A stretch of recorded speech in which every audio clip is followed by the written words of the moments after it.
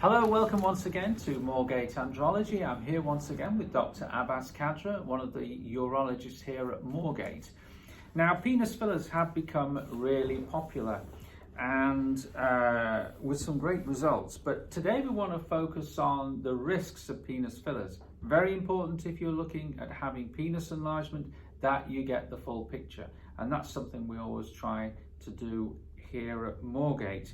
So when guys are thinking about penis fillers, Dr. Khadra, what are the potential risks of these treatments? Now, to start with, you've got to counsel the patient very well. The patient has to declare if they're on any medication, in particular if they're taking anticoagulants, things like aspirin, Plavix. There are quite a number on the market now. And these, they're blood thinners. Blood thinners. Now, this is important because if they're on a blood thinner and you don't know and you inject, you're going to cause major bruising, which will take forever to go. It will take about 6 weeks, but it will disappear. But you don't need to go into that because you will not enjoy the results that we're expecting. So once that is excluded and you make sure that there is no contraindication to fillers, another contraindication is local skin infection. So there shouldn't be any infection in the penis because you don't want to introduce bacteria into the internal organ, or somebody who's perhaps immunocompromised, somebody who's got who's taking immunocompromising medication, or somebody who's having chemotherapy at the time, then these patients obviously are contraindicated. So they have a consultation first, or they go through the medical history just to make sure they are fit and well. That's the first thing. Which we do here at Moorgate Andrology. They get a questionnaire to fill out. We know about their allergies, we know about their drug history. So once they come in to have the procedure done, the main issue with fillers in general, if you're using what I call a certified filler, we're talking about proper product, is injecting the filler into a blood vessel. Now this is where it becomes tricky because there's a worry that it can block the blood vessel and it can cause an embolus to.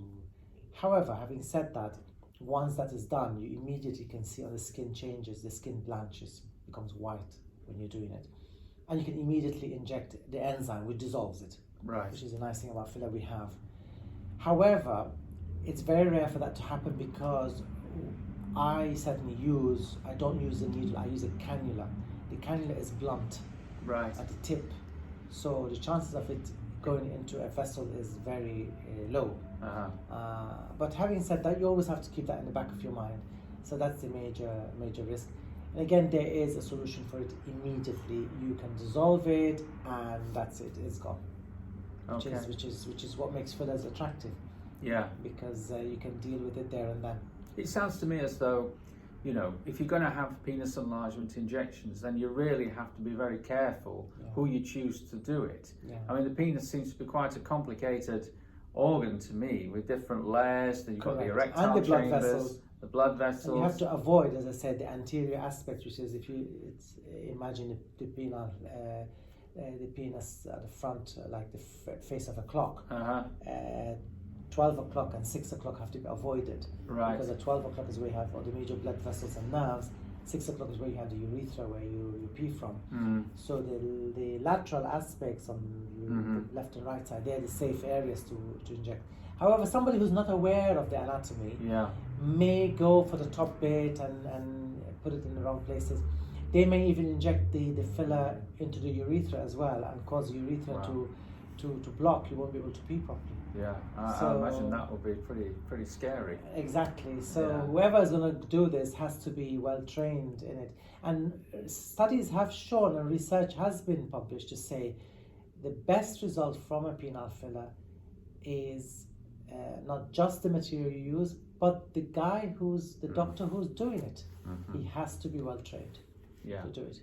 So there you go. If you are thinking about having penis fillers, then choose your doctor very, very wisely. And in all honesty, it really should be a urologist. They have the specialist knowledge of the male anatomy, and that's your best chance of getting a very successful treatment. So there you go. That's all from me and Dr. Khadra today. We'll look forward to seeing you back here at Moorgate Andrology very soon. But until then, bye for now.